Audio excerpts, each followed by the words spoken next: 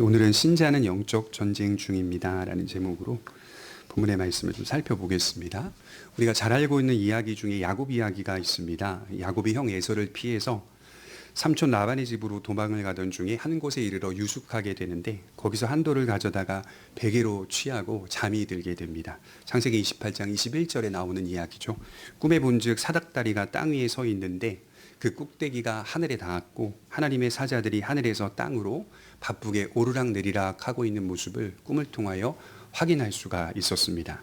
그리고 나서 이어지는 말씀이 나오는데 하나님께서 야곱을 인도하셔서 하나님의 하늘의 뜻이 야곱을 통해 또한 이스라엘을 통해서 이 땅에 이루어지게 될 것을 약속하시는 장면으로 말씀이 마무리됩니다. 그러니까 이것이 꿈이라고 말하지만 사실은 꿈이 아니라 현실에 일어날 일들에 대한 계시를 야곱이 직접적으로 목격하고 받고 있더라는 것이죠. 창세기 28장 14절에 이렇게 말씀을 합니다. 나는 여호와니 너희 조부 아브라함의 하나님이요 이삭의 하나님이라. 내가 누워있는 땅을 내가 너와 내 자손에게 주리니 내 자손이 땅의 티끌같이 되어 내가 서쪽과 동쪽과 북쪽과 남쪽으로 퍼져나갈지며 땅의 모든 족속이 너와 내 자손으로 말미암아 복을 받으리라. 하나님께서 하늘의 일을 야곱을 통하여 이 땅에 이루실 것을 약속하시는 사건입니다. 앞으로 이어지는 야곱의 삶이 단지 한 사람이 살아가는 육체적인 삶으로 끝나지 않고 본질상 하나님께서 부르신 영적인 삶을 살게 될 것이라고 말씀하시는 장면입니다. 여러분 열왕기하 6장 17절 말씀에 보면 아람 군대가 이스라엘을 침략하는 사건이 나오는데요. 그때 엘리사의 사환이 아람의 군대를 보고 깜짝 놀라게 됩니다.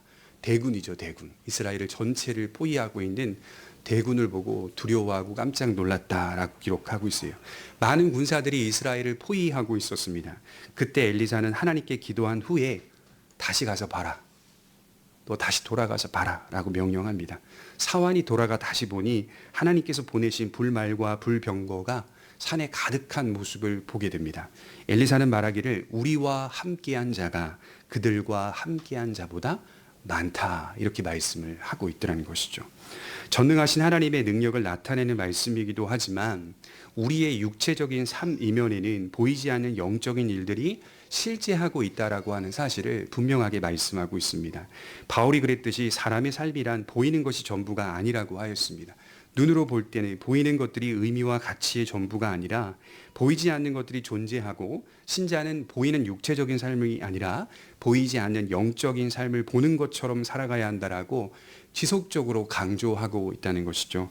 그러므로 우리의 육체적 현실 속에는 보이지는 않지만 실제하는 어떤 영적인 일들 또 하나님의 일들이 일어나고 있습니다. 여러분 우리가 주기도문을 외울 때 이런 고백이 있죠. 뜻이 하늘에서 이루어진 것 같이 땅에서도 이루어지이다.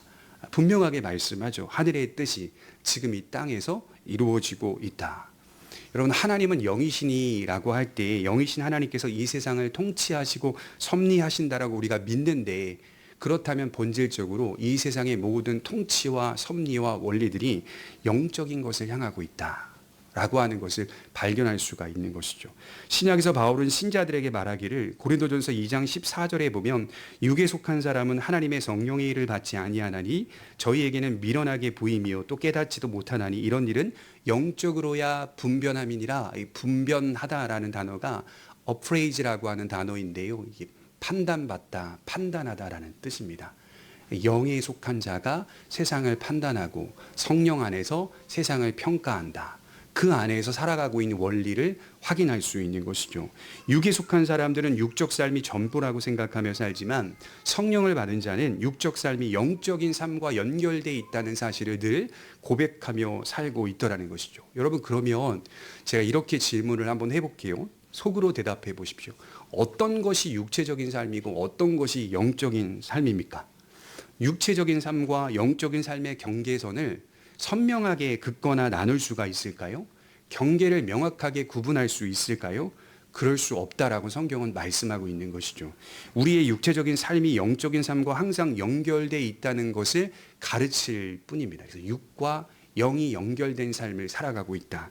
그래서 이단은 어디서 나오는가라고 보면 육체적인 삶과 영적인 삶을 분리하려고 할 때 이단이 되는 겁니다. 여러분 어떤 가르침이 영적인 것과 육체적인 것을 자꾸 분리시키려고 하고 나누려고 한다면 그것은 이단적인 가르침이라고 받아들이시면 됩니다. 초대교회 대표적인 이단이 누가 있죠? 영지주의자들이 있죠. 육체적인 것과 영적인 것들을 나누고 분리하려고 시도하는 자들, 영은 선하고 물질은 악하다라는 명제 속에서 기존 신자들을 미혹했던 사람들. 그러니까 지금 유다서를 공부할 텐데 유다서의 말씀의 배경도 영지주의입니다. 영지주의. 육체는 아무렇게 살아도 된다. 은혜를 도리어 방탕한 것으로 바꾸는 이단들이 교회 안에 들어와 있다라고 하는 사실을 그 배경 가운데 지금 말씀하고 있는 내용인 것이죠. 그러나 성경은 영적인 사람이라면 육체 역시 영적이고도 거룩한 삶을 지향한다라고 말씀하고 있습니다. 그래서 로마서 8장 6절에 보면 육신의 생각은 사망이고 영의 생각은 생명과 평안이니라 이렇게 말씀을 하고 있어요. 영의 생각은 생명과 평안이라고 할 때 육신의 생각이 영의 생각으로 흐르게 된다는 사실을 말하는 것이죠. 여러분들이 사는 육체적 삶이 육체적 생각이, 육체적 판단이, 육체적 계획이 영의 생각과 영의 판단으로 흐르고 있는지를 점검해 보면 하나님의 백성이 맞는지 스스로가 돌아보며 살 수 있다는 거예요. 육적 생각은 반드시 영적 생각으로 흐르게 되어 있다라고 성경은 말합니다. 그럼 영의 생각은 무엇일까요? 한 신자가 장차 오는 세상을 향한 갈망 속에서 하나님의 나라와 하나님의 영광을 바라보며 사는 삶을 뜻하는 것이겠죠. 오늘 나의 육신적 삶이 장차 맞이하게 될 영원한 세상에서의 삶의 의미와 가치를 서로 공유하고 있다면 그런 영적 삶을 살아가고 있는 겁니다. 지금 오늘 현실의 육체적 삶이 장차 내가 맞이하게 되는 영적 삶을 공유하면서 반응하고 있다면 그를 성령에 충만한 자라고 말할 수 있는 것이겠죠. 오늘부터 우리가 살피게 되는 유다서는 교회가 영적 전쟁의 한복판에 서 있다는 사실을 말해주고 있는 것입니다. 육신의 눈으로 볼 때는 아무 일도 일어나지 않는 것처럼 보이나 영적인 눈으로 보게 되면 신자들은 항상 진리에 대한 공격을 받고 있습니다. 그런 위험성이 항상 노출되어 있다는 사실을 기억하면서 믿음을 지키기 위한 영적 싸움에는 누구도 예외가 없다라고 하는 사실을 말해주고 있죠. 그래서 3절에 보시면 믿음의 도를 위하여 힘써 싸우라는 편지로 너희를 권하여야 할 필요를 느꼈다. 이 싸움에서 비껴가는 신자는 단 한 사람도 없다. 세상은 신자를 공격하는데 그 공격의 내용은 뭘까요? 우리 믿음을 가진 신자들의 싸움은 물질의 싸움도 아니고 명예의 싸움도 아니고 권세의 싸움도 아닙니다. 그것은 우리가 믿고 있는 믿음의 도에 대한 싸움입니다. 3절이 그렇게 말하죠. 믿음의 도에 대한 싸움. 우리가 믿고 있는 진리에 대한 공격이 매일 수시로 공격을 받는다. 유혹을 받는다. 사탄과 세상의 목표가 되었다. 유다서를 자세히 읽어보시면 이단들이 나오는데 그런데 이 이단들이 흥미로운 게 뭐냐면 유다서에 등장하는 이단들은 교회 공동체 밖에 있는 자들이 아니라는 거죠. 교회 공동체 안에 있는 사람들입니다. 그래서 성경이 말하는 이단들은 대체로 교회 밖에 있는 자보다는 교회 안에서 정통신앙의 언어를 가지고 신자들을 미혹하는 사람들을 의미합니다. 그러니까 지금도 이단들이 있겠어요? 없겠어요? 신천지, 여호와의 증인, 몰몬교, 하나님의 교 그 사람들 얘기하는 게 아니에요. 같이 기존 교회 안에서 신앙생활을 하고 있고요. 정통신앙의 언어를 써요. 그런데 이단이에요. 그가 믿고 있는 믿음의 내용을 들여다보면 이단인 사람들이 상당히 많이 있다라고 말씀을 드리는 겁니다. 그래서 우리는 더 바짝 긴장해야 하고 더 바른 가르침으로 들어가야 합니다. 지난주 제가 오후 예배 때 웨스트민스터 소유리 문답 강의를 하면서 그런 말씀을 드렸어요. 타락한 기독교의 대표적인 특징이 뭐냐? 타락한 기독교의 대표적인 핵심이 뭐냐? 대부분의 사람들은 매스컴을 통해 확인하고 있듯이 물질의 타락, 또 도덕성의 타락, 또 명예욕에 대한 타락, 이런 타락들로 기독교의 타락을 다 평가하지만 진정한 기독교의 타락은 예수 그리스도의 복음을 변질시키는 것이라고 말씀드렸습니다. 그래서 우리가 신앙생활을 하면서 우선적으로 중요하게 여겨야 할 것은 진리, 그리고 진리에 대한 가르침입니다. 도덕성이 아무리 훌륭해도 그 도덕성 위에 진리의 집을 세워서는 안 됩니다. 새로 만들어지는 진리가 아니라 유산이라고 하잖아요. 우리가 계속 기독교의 유산이다, 이건 복음의 유산이다라고 말하죠. 이 유산이라는 말의 뜻은 뭐냐면 예수님을 통하여 이미 완성된 그 진리 위에 새로운 진리는 없다는 거예요. 앞으로도 그 진리 위에 우리의 신앙을 굳건하게 세울 뿐이다라고 말씀을 하는 것이죠. 이런 맥락을 놓치지 않으면서 오늘 유다서를 좀 살펴봤으면 좋겠습니다. 첫 시간에 우리가 살펴볼 것은 신자의 정체성에 대해서 유다는 말하고 있습니다. 우리 1절에 보시면 이렇게 말씀합니다. 예수 그리스도의 종이요 야고보의 형제인 유다는 부르심을 받은 자 곧 하나님 아버지 안에서 사랑을 얻고 예수 그리스도를 위하여 지키심을 받은 자들에게 편지하노라. 먼저 저자가 소개되고 있죠. 예수 그리스도의 종이요 야고보의 형제인 유다는 이렇게 시작합니다. 이 유다는 어떤 인물일까요? 마태복음 13장 55절에 보니까 이는 그 목수의 아들이 아니냐, 그 어머니는 마리아, 그 형제들은 야고보, 요셉, 시몬, 유다라 하지 아니하느냐. 마리아와 요셉의 아들들은 대략 5명 정도로 평가를 받는데요. 예수님, 야고보, 요셉, 시몬, 유다, 그중 유다는 막내라고 합니다. 오늘 유다서를 쓴 저자라고 볼 수가 있겠죠. 그런데 흥미로운 점은 복음서에서 등장하는 예수님의 형제들은 모두 예수님을 배척했던 자들입니다. 그래서 요한복음 7장 5절에 보면 이는 그 형제들까지도 예수를 믿지 아니함이로라. 심지어 마가복음 3장 21절에 보면 이는 그가 미쳤다 함일러라. 형제들은 예수님을 미친 사람으로 취급했던 자들입니다. 그런데요, 시간이 지나고 난 후에 어떻게 됐을까요? 예수님의 동생 야고보는 예루살렘 교회의 핵심적인 지도자가 되었습니다. 그리고 야고보서의 저자이기도 하고 예루살렘 교회의 의장이기도 합니다.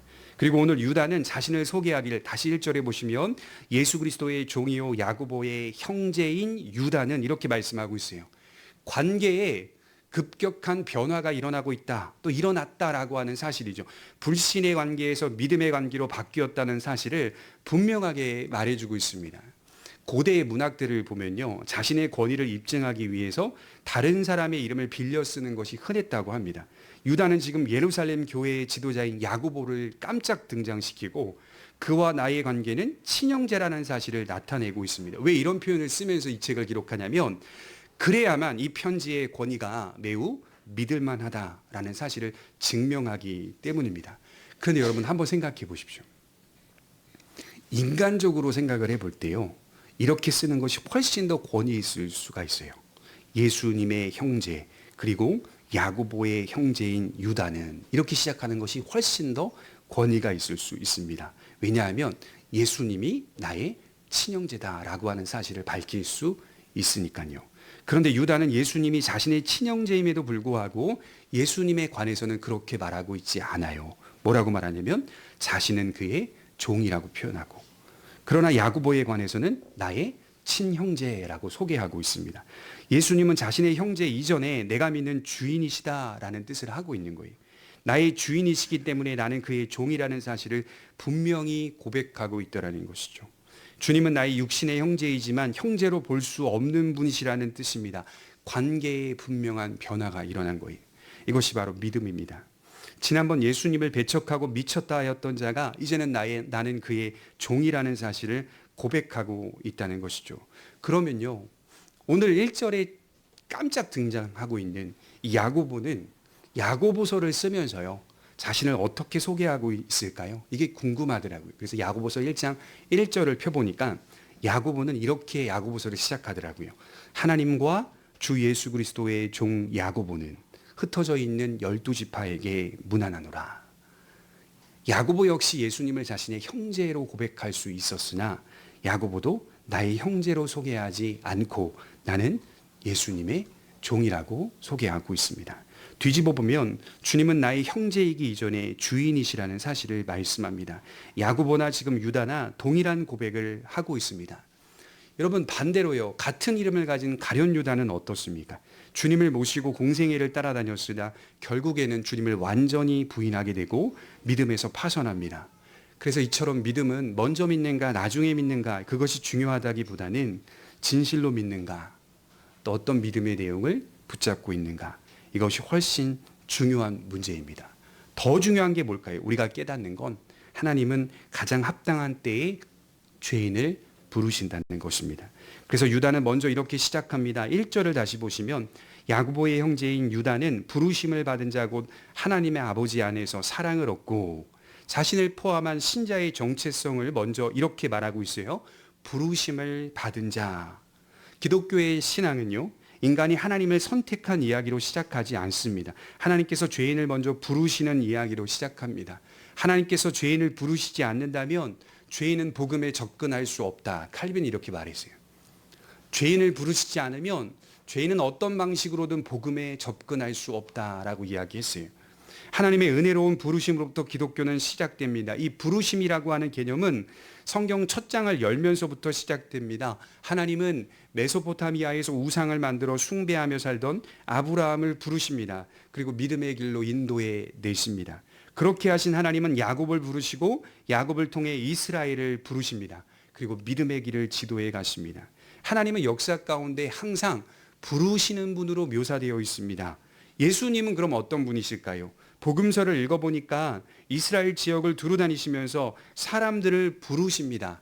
마태복음 10장 1절에 보니까 예수께서 그의 12제자를 부르사 더러운 귀신을 쫓아내며 모든 병과 모든 약한 것을 고치는 권능을 주시니라. 예수님은 죄인들을 부르시는 분이셨습니다. 예수님은 삭개오를 부르셨습니다. 예수님은 죽은 나사로를 부르셨습니다. 마리아와 마르다를 부르셨습니다. 예수님은 바울을 부르셨습니다. 그리고 오늘 야고보와 유다를 부르셨고 지금 현재 우리를 부르셨습니다. 현대 기독교인들은 믿음에 대하여 어떤 생각을 주로 갖냐면 우리가 소유하고 있는 믿음이 나의 주도권 속에 있다는 인식을 강하게 갖는다라고 합니다. 개인주의가 뚜렷한 문화에서는 항상 개인의 취향과 선택이 우선되기 때문에 믿음이 내 주도권 속에 있다는 것이 자연스러운 인식이라고 합니다. 그러나 이렇게 돼버리면 소망을 가질 수가 없습니다. 그러니까 우리가 자주 살면서 고백하는 말들이 뭐냐면 그런 말 아니겠어요? 거봐, 내 말대로 되잖아. 거봐, 내가 이렇게 했더니 되잖아. 내가 한 것이 맞잖아. 이런 표현들이 살면서 자주 우리가 하는 표현들입니다. 그런데 이걸 신앙에 대입하게 되면요, 이게 맞지가 않습니다. 내 말대로 되잖아. 내가 행동하는 대로 되잖아. 이 표현이 신앙에는 대입이 안 돼요. 신앙은 언제나 하나님의 주도권 속에 있는 일이거든요. 인간의 주도권에 있지 않거든요. 만일 인간의 주도권에 있다라고 하면요, 인간은 소망을 발견할 수가 없습니다. 제일 중요한 게 뭔지 아세요? 안정적이지 않습니다. 믿음이 안정적이지가 않아요. 지금 유다는 처음 편지를 시작하면서 소망의 원천으로 돌아가야 한다, 이렇게 말씀을 하는 거예요. 우리가 가진 그 믿음은 개인적 선택과 주도권에 따라 이루어져 온 것이 아니라는 겁니다. 여러분, 우리가 헌금 찬송할 때 찬송했죠. 찬송가 288장에 이것이 나의 간증이요. 이 찬송을 왜 하는 거죠? 우리의 주도권으로 여기 온 게 아니라는 얘기를 하는 거잖아요. 이것이 간증이 돼버렸다는 거예요. 하나님이 인도하셨기 때문에, 하나님이 붙들으셔서 부르셔서 여기까지 오게 하셨기 때문에, 하나님의 주도권과 선택에 의해서 시작된 믿음이어야만 소망이 무엇인지를 알 수가 있고 가장 안정적이며 믿음에 대한 확신을 가지게 된다는 겁니다. 그래서 성경을 가만히 살펴보면 그리스도인들이 자신의 인생을 고백할 때 공통적으로 고백을 어떻게 하냐면 나의 길이라고 보통 표현하지 않고요, 주님의 길 또는 주의 길이라고 표현하더라고요. 내가 걸어간다라고 말하기보다는 주님이 인도하신다라는 표현을 자주 합니다. 주도권이 하나님께 있다고 믿는 사람들은 하나님이 인도하시는 그 길, 그 속도, 그 시간이 가장 빠르고 안전한 길이라고 믿는 사람들이에요. 이것이 신자의 정체성입니다. 사실은 믿음이 충만하면 조급해지지 않는 거예요. 믿음이 떨어지기 때문에 조급해지는 거예요. 하나님의 시간, 하나님의 속도, 하나님의 길이 가장 빠른 길이고 가장 안전한 길임에도 불구하고 성령이 충만하지 않을 때의 우리의 행동들을 보시면 조급해하기 시작하고요, 불안해하기 시작합니다.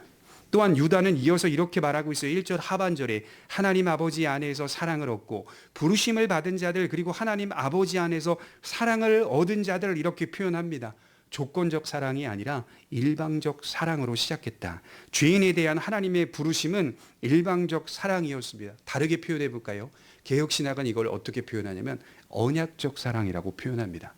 그래서 본문에 보면 헬라어 원문에 아가파오라고 되어 있는데요, 조건 없는 사랑, 보고 있는 것만으로 만족하는 사랑으로 내가 그분을 그렇게 사랑한다는 게 아니라 그분이 나를 그렇게 사랑하셨다. 여기서부터 출발합니다. 부모가 아이를 낳으면 그 아이가 무엇을 내게 해주지 않아도 바라만 봐도 사랑스러운 겁니다. 사실 아이가 태어나는 것은 부모에게 매우 피곤한 일입니다. 여러분 요즘 왜 사람들이 아이를 안 낳는지 아십니까? 부모가 피곤하거든요. 이게 기본적인 통계라고 해요. 설문조사를 했더니 내가 더 피곤할까 봐 아이를 낳지 않는다 이렇게 얘기를 한다고 하더라고요. 부모에게는 매우 피곤한 일이에요. 맞는 말이에요. 힘들고 어려운 현실을 가져다 줍니다. 모든 것이 다 뒤죽박죽되는 그런 현실을 가져다 주기도 합니다. 그러나 그렇다고 해서 부모는 아이를 원망한 적이 없습니다. 아이에게 책임을 지우지도 않아요. 부모는 조건 없이 사랑하며 양육할 뿐입니다. 내 자녀라는 정체성을 그를 양육하며 심어주기 시작합니다. 성경은 하나님의 백성들이 어떻게 해서 그분의 백성이 되었는가를 물을 때 신명기 7장 8절의 말씀에 여호와께서 다만 너희를 사랑하심을 인하여 라고 대답해 줍니다. 우리 안에서 원인과 조건을 찾을 수가 없었다는 말이에요. 그러니까 본질적 사랑이라고 하는 것은 사실 조건과는 무관한 겁니다. 그래서 신자는 신자 자신의 정체성을 정의할 때 하나님의 사랑 외에는 없었다라는 사실로 말할 수 있어야 합니다. 여러분 바울은요 고린도전서 15장 9절에 이렇게 말하고 있어요. 나는 하나님의 교회를 박해하였으므로 사도라 칭함받기를 감당하지 못할지 아니라 그러나 내가 나된 것은 하나님의 은혜로 된 것이니 내게 주신 그의 은혜가 헛되지 아니하여 내가 모든 사도보다 더 많이 수고하였으나 내가 한 것이 아니요 오직 나와 함께 하신 하나님의 은혜로라. 아무것도 자기가 한 것이 없다. 이 고백을 어떻게 하냐면 나는 그저 하나님의 교회를 박해한 것뿐이다. 핍박하며 살았을 뿐이다. 돌아보니 하나님이 나를 사도로 삼으시고 사도의 일을 맡겨주신 것뿐이다. 하나님의 은혜로 된 것일 뿐이다. 아무리 생각해봐도 하나님의 교회를 핍박한 자신의 흔적밖에는 발견되지 않다라고 하는 것이죠. 전적으로 하나님의 은혜로 된 일이라고 고백합니다. 바울과 유다가 살던 헬라 시대의 신앙관을 들여다보니까 사람들은요 신을 자주 달랬다라고 합니다. 여러 제사와 제물을 드리면서 자신들이 숭배하는 신을 달랬다고 해요. 그래야만 자신들의 삶에 재난이 없을 것이라고 생각한 겁니다. 여러분 그래서요 고대 사회에 보면 인신제사 같은 것들이 막 드려지거든요. 우리나라도 제주도에서 인신제사 드리고 옛날에 그랬거든요. 인신제사, 자기가 낳은 자식들, 첫째든 둘째든 자식을 신에게 갖다 바치는 거, 구렁이나 뱀이나 이런 동물들에게 갖다 바쳐가지고 죽이는 것, 이런 일들을 왜 행했느냐라고 들어보면 신을 달래기 위해서, 분노하고 있는 신을 달래기 위해서 이런 행동들을 일삼았다라고 하는 것이죠. 그래야면 자신들의 삶에 재난이 없을 것이라고 생각한 것입니다. 여러분 기독교의 신앙은 어떨까요? 기독교의 신앙에는 큰 차이가 있습니다. 기독교의 신은 인간이 달래는 신이 아닙니다. 도리어 반대로 신이 죄인을 찾아 만나주시고 죄인을 책임지시고 죄인을 이끌어 갔습니다. 그리고 인도하십니다. 그래서 기독교의 하나님은 부르시고 택하사 꾸준히 사랑하시는 분으로 그려지고 있습니다. 더 심각하게 제가 말해볼까요? 그가 우리를 달래시는 분으로 기록되어 있습니다. 이상하죠? 하나님이 죄인을 달래세요. 하나님을 늘 죄인들을 달래시기 바빠요. 그리고 우리의 자리에 들어오십니다. 그래서 하나님을 향한 신자의 사랑은 항상 요동하고 있는데, 우리 사랑은 요동치고 있는데 하나님께서 우리를 사랑하시는 그 사랑은 변함없이 그 자리를 지키시고 계십니다. 그것을 유다는 1절 하반절에 하나님 아버지 안에서 사랑을 얻고 라고 표현을 하는 겁니다. 바울은 로마서 8장 31절에 이렇게 말했습니다. 그런즉 이 일에 대하여 우리가 무슨 말하리요? 만일 하나님이 우리를 위하시면 누가 우리를 대적하리요? 자기 아들을 아끼지 아니하시고 우리 모든 사람을 위하여 내주시니가 어찌 그 아들과 함께 모든 것을 우리에게 주시지 아니하겠느냐? 독생자 아들을 주신 하나님 아버지의 사랑을 의심하지 말라, 이 얘기하는 거예요. 다 주시지 않았느냐? 하나님의 사랑을 받지 못한 것처럼 고백하지 말아라. 다 주셨다. 그리고 그 사랑을 얻은 자로 21절에 어떻게 살아가야 하는지를 말해주고 있어요. 그래서 1절과 21절이 매칭이 되는 장면입니다. 하나님의 사랑 안에서 자신을 지키며 영생에 이르도록 우리 주 예수 그리스도의 긍휼을 기다리라. 1절과 21절이 매칭이 되고 있는 구절입니다. 그의 사랑을 얻었다는 것에서부터 신자의 삶이 흘러나온다는 사실입니다. 그의 아들 예수 그리스도를 아끼지 아니하시고 주셨는데 때에 따라 너희에게 허락된 그 믿음을 취소하실까요? 우리의 믿음과 구원을 취소하실까요? 지금 유다는 그렇지 않다라는 사실을 처음부터 말해주고 있습니다. 하나님 아버지 안에서 사랑을 얻고 하나님의 사랑을 얻고라고 말하지 않아요. 하나님의 사랑을 얻었다라고 말하지 않아요. 하나님 아버지 안에서 사랑을 얻고 자신의 신분이 무엇인지를 들여다봐라. 자녀의 신분과 지위는 변하지 않는다. 그분은 우리의 하나님이 아니라 아버지가 되신다라고 하는 사실을 시작하면서 말하고 있습니다. 그리고 절정이 이어지는데 1절 하반절을 보시면 하나님 아버지 안에서 사랑을 얻고 예수 그리스도를 위하여 지키심을 받은 자들이라고 소개합니다. 영어 성경이 조금 더 부드럽게 묘사되어 있는데요. 예수님에 의해서 지키심을 입은 자들 이렇게 이야기하고 있더라고요. 그의 것이 되었으니 그가 보존하시고 지키신다는 뜻입니다. 이렇게 질문을 한번 해볼게요. 저와 여러분들의 믿음이 왜 지키심이 필요할까요? 우리의 신앙에 있어서 우리 지금 믿음을 가지고 있는데요. 왜 지키심이 필요할까요? 지켜주지 아니하시면 믿음을 유지할 수 없기 때문입니다. 구원을 받을 수 없기 때문입니다. 유지가 안 돼요. 우리 스스로의 신앙으로는. 신자는 어느 순간이든 늘 신앙의 공격을 받고 있기 때문에 수많은 오류들이 신자의 마음을 혼란스럽게 만들기 때문에 여기에 주님의 지키심이 결정적으로 작용하는 겁니다. 지키심 때문에 여러 해로움에서 보존될 수가 있습니다. 제가 오늘 말씀 준비하면서 이 세상에서 가장 안타까운 사람은 누군가 이렇게 스스로에게 질문을 해보니까요. 이런 답이 나오더라고요. 보호자가 없는 사람이라고 생각이 듭니다. 그가 아무리 부지런하고 뛰어나고 재능이 많아도 그는 부서지기 쉬운 연약한 자입니다. 그때 자신을 일으켜주는 가장 확실한 보호자가 있다는 사실이 얼마나 감사하고 안정적인 것인지 모릅니다. 여러분 인생은요. 나이가 많든 적든 우리 주님께서 우리의 보호자가 되어주신다는 이 약속 때문에 승리하는 겁니다. 불안하지 않은 사람 없고 두려움 없는 사람 없으며 용감한 사람 없습니다. 예수님께서 지켜주신다는 사실이 가장 중요한 겁니다. 제가 아주 오래전에 학창시절인가요? 글래디에이터라는 영화를 정말 수십 번 봤거든요. 지금까지 보면 반복해서 보고. 막시무스 데시우스 메리디우스라는 장군이 야전 사령관으로 나오는데 그 사람이 이른 아침마다 자기가 숭배하는 신을 찾아요. 제단에 찾아가서요. 손을 닦고 물을 뿌린 다음에 고개를 숙이는 장면이 반복해서 나옵니다. 그래서 그가 뭐라고 기도하냐면 용기를 주십시오라고 기도합니다. 그리고 자신의 일과를 시작합니다. 근데요. 그 로마 장군 중에 가장 용맹한 장군이 어떤 전쟁터에서도요. 앞장서지 않은 적이 없어요. 그런데 매일매일 아침에 비록 우상을 숭배하는 것이지만 그 신에게 찾아가서 뭐라고 기도하냐면 용기를 주십시오. 용기를 주십시오. 그거 제가 보면서 어린 시절부터 정직하다. 사람이 정말 솔직하다.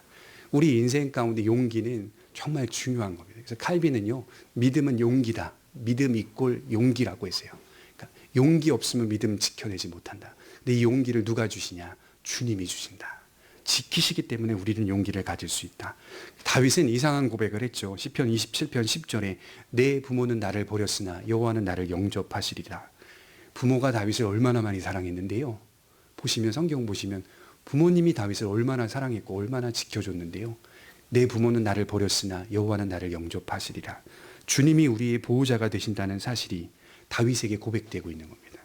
우리로 하여금 당장 종말론적인 신앙을 생각하게 만들어주는데 우리가 가진 믿음의 목적과 목표가 신실하게 성취될 것임을 확신한다라고 고백을 하는 겁니다. 믿음을 우리에게 던져주시고 그 책임을 우리 스스로가 헐러지게 하지 않으신다는 거예요. 그래서 이런 찬송이 있죠. 그의 팔로 우리를 인도하신다.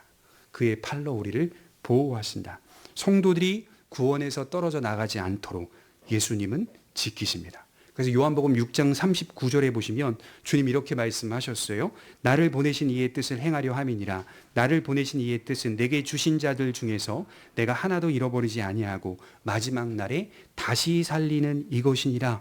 하나님이 우리의 아버지가 되시고 우리가 그의 자녀가 된다는 사실은 뗄 수 없는 친밀한 관계가 형성되었다는 것을 의미하지만 그러면 우리는 금세 오해가 되죠. 그래서 제가 대학 다닐 때도요. 우리 친구들이 그런 신앙의 고백과 토론들을 많이 하는 거예요. 예수님이 우리의 친구가 되신다는 요 사실 하나 때문에 그 친밀하다라는 사실 하나 때문에 예수님이 누구신가 본질적인 관계를 망각해버리는 사람들이 있더라고요. 그런 제 동기들이 있었어요. 격화시키는 거죠. 주님이 우리의 친밀한 관계와 연합돼 있고 친구가 되시고 부모가 되시고 선생이 되시며 늘 우리와 동행하신다는 사실이 그분의 존재를 격화시켜도 된다라는 의미가 아닙니다. 친밀한 관계가 되었다는 이 사실이 하나님을 내 수준의 정도로 끌어내려도 된다라는 의미가 아닙니다. 방금 말씀을 읽어드렸듯이 내게 주신 자 중에 내가 하나도 잃어버리지 아니하고 마지막 날에 다시 살리는 이것이니라. 그 관계가 아무리 가깝고 친밀해도 여전히 창조주와 피조물의 간격은 그대로 유지되고 있다라고 말씀을 하는 거예요. 그분이 홀로 행하시는 영역은 그분이 홀로 행하시는 겁니다. 우리가 고백하죠. 하나님의 나라. 왜 하나님의 나라라고 하죠? 문장 그대로 보면 하나님만이 세울 수 있는 나라이기 때문입니다. 인간이 협력할 수 있는 나라가 아니에요. 하나님의 나라를 하나님이 홀로 행하고 계신다.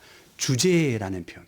그분이 주권자이시고 그분이 통치권을 행사하고 계신다. 그분만이 하실 수 있는 것이다. 그래서 2절을 마무리하면서 유다는 이렇게 고백하는 거예요. 2절을 보시면 이렇게 말씀을 합니다. 긍휼과 평강과 사랑이 너희에게 더욱 많을지어다. 이게 무슨 말이죠? 긍휼과 평강과 사랑.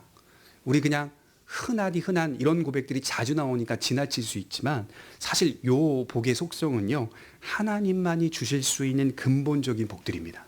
그러니까 신자가요, 인생 속에서 주님의 나라 가는 그날까지 어떤 복을 누리는지를 한번 보세요. 그 복이 긍휼과 평강과 사랑 외에는 없습니다. 똑같은 복을 받습니다. 신자는. 오늘 주어진 긍휼과 평강과 사랑의 이 복이, 이 똑같은 복이 주님의 나라에 가는 그날 가까워지면 가까워질수록 어떤 일이 벌어지냐? 증식됩니다. 더 많아질지어다. 이렇게 고백합니다. 다른 복이 주어지지 않아요. 만약에 하나님을 통하여 여러분들이 다른 복을 기대하고 있으면요, 그런 일들은 일어나지 않아요. 긍휼과 평강과 사랑이 더욱 많아집니다. 이게 근본적인 복들입니다. 이것은 하나님께로부터 주어져야만 소유할 수 있는 것들입니다. 믿음은 이것이 더 많아지는 것을 뜻하는 거예요. 우리를 인도하시는 하나님은 우리에게 더 많은 긍휼을 주실 것이고 더 많은 평강을 주실 것이며 더 많은 사랑을 경험하게 하실 것입니다. 그래서요, 늘 저와 여러분들이 스스로에게 고백하세요.